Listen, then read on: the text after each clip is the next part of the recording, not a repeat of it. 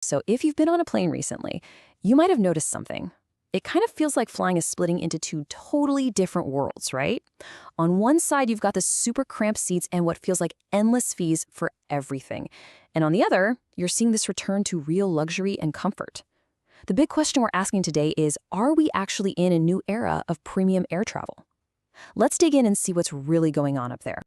You know, a report from the travel site Going just nailed it. They called it a K-shaped divergence. And honestly, that's the perfect way to picture it. Just think of the letter K. That top arm, it's shooting straight up. That's premium travel getting fancier and fancier. But that bottom arm, it's sloping down. That's the budget experience. And, well, it's kind of getting left behind. To put it simply, the gap between flying in a premium cabin versus an economy seat isn't just a gap anymore, it's turning into a massive chasm. One experience is getting better and better, while the other is, well, it's staying pretty basic. It feels like that middle-of-the-road flying experience is just sort of vanishing. Okay, so let's get real about what this actually feels like when you're the one buying the ticket. It's truly becoming a tale of two completely different cabins. And this is a contrast I bet a lot of you have felt firsthand. On one side, you've got the whole low-cost carrier dance, the tight legroom, the super strict baggage rules, and that feeling that every little thing, even a bottle of water, is going to cost you extra. But on the other side, you have the full-service carriers, where the whole journey is just more relaxing, perks are included, and you can just check in and go. It's a huge shift from just getting from point A to point B to actually enjoying the travel part of your trip. Right. So we can all see this gap getting wider. But how did we get here? What was the spark that kicked off this huge shift in the airline industry? Well, one of the main drivers was a global trade war. Now, that caused a pretty big slump in travel overall. But, and this is the key part, it didn't hit every airline in the same way. What happened was this chain reaction, this sort of domino effect.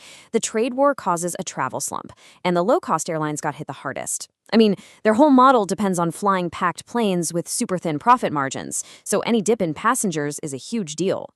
But their loss created a real opportunity for the full-service airlines, who jumped on that market shift and suddenly saw a massive surge in demand for their premium seats.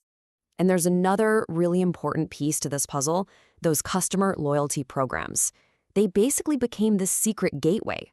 All of a sudden, travelers realized they could cash in all the points they've been saving up for these incredible upgrades to business and first class. It really opened the door to that luxury travel experience for way more people than ever before.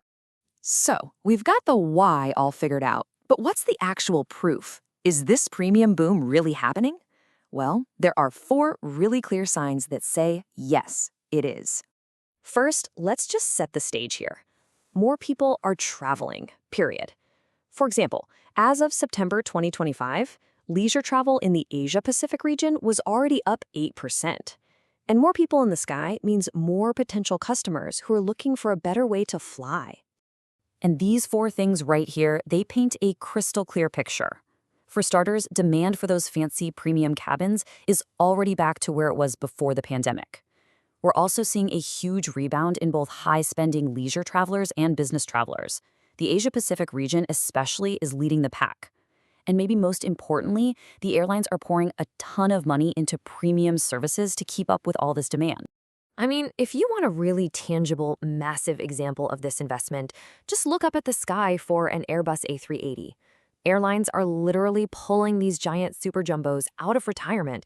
And why? Because their enormous size is absolutely perfect for building out the spacious, premium-heavy cabins that travelers are clamoring for on the most popular routes. So when you put all of this together, the economics, the hard data, the huge investments, it all points to something much bigger than a temporary trend.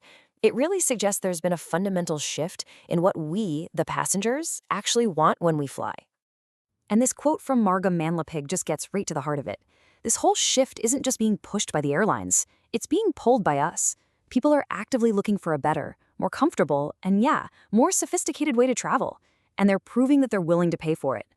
So all this leaves us with a pretty big question for the future. As the top arm of that K keeps soaring higher with lie-flat beds and fancy lounges, what's going to happen to the bottom arm? Is this gap between the two ways we fly just destined to get wider and wider, creating a permanent two-tiered system in our skies? It's definitely something to think about.